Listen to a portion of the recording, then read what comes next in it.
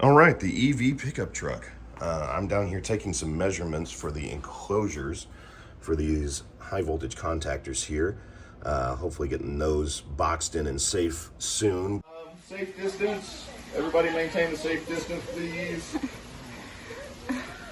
It was so worth it. How scary was that? That was pretty scary. I'm not gonna lie. Like the battery pack, I know is okay, but underneath, that's when it starts flashing up. It's the contactors that I was concerned about. So. Even though I'm feeling a little under the weather, I figured you guys could muscle through my terrible voice right now and just ignore any coughs or sniffs you might hear. But yeah, so since the video, or since the footage from the last video, some things are a little bit different. I did want to bring you guys up to speed on this. So big thing, most noticeable thing probably, is this addition of a bracket. And the reason for that was we put it in just before going out on the road to prevent the motor, should it get too much rotational force inside this band bracket here. We didn't want it to slip and then ruin absolutely everything. So in the footage of me backing the truck up and pulling it forward that first time at night, it did not have this and it was risky.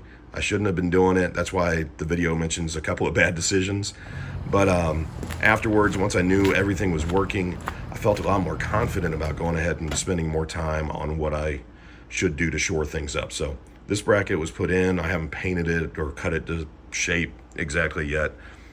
In fact, I only had to drill one hole to even make all this work, so I was really lucky there.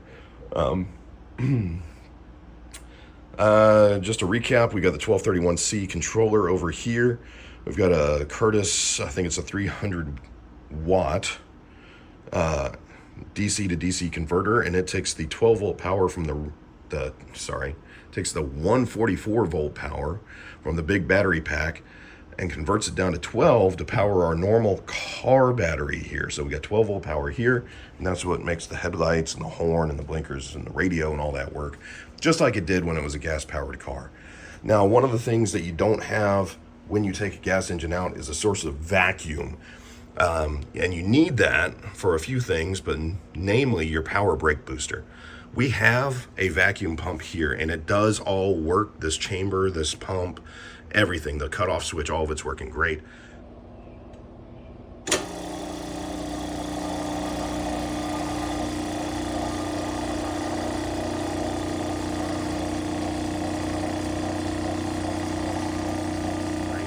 The problem is the 38-year-old brake booster has failed and is leaking air, so it can't build pressure to where it needs to be so that we can have power brakes. So we're using manual brakes right now.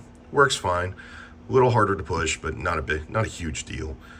So we got to replace that in the near future, and once we do, we'll have power brakes working again. You'll notice the clutch cable is still tucked away, and that's because down here, right where that point in the adapter plate is, that has to come off for us to be able to get the bracket that holds the clutch cable in place. So that's coming. This little loop here, that's actually the bypass for the power steering pump. It was a last minute switch. I had this capped off. That was a bad idea. You want the fluid to be able to circulate from one side to the other as you turn left and right. So we went ahead and just did a quick and dirty loop here so that it circulates, and it's working great. It's a little leaky.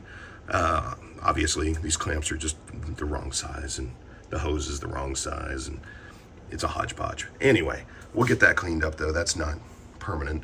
What else we got? We talked about the enclosures, throttle linkage. I need to do a little bit better on that mount over there, and then that's it for under the hood, except for just cleaning up where the soot had been building up for the last 38 years.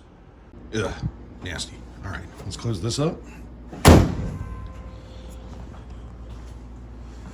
And let's take you around to the back. So, back here, pretty much the same.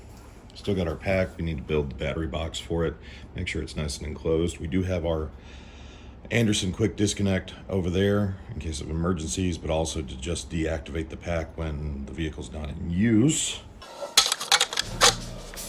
Safe now. Everything's lead lined.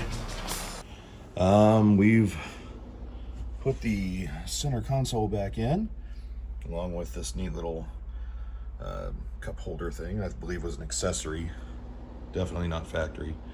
All that's going pretty smooth. We got Doc Brown back at the top on the dashboard.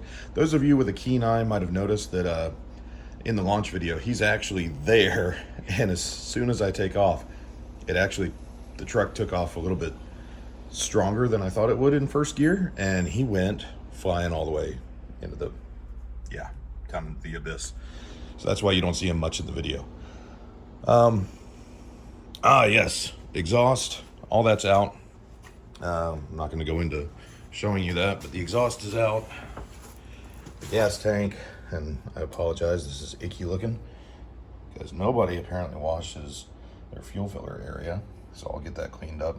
But the fuel tank is out along with the filler neck, and while I was under there, I found this.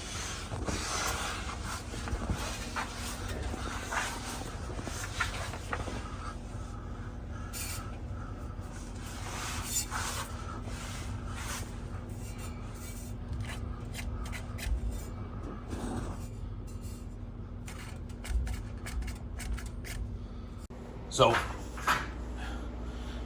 few work hours and one Rock Auto order later, I was able to swap that out, and now our center support bearing is in good shape.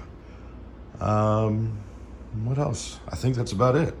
So, for those of you that are following along, thanks for watching. It's good to see you again.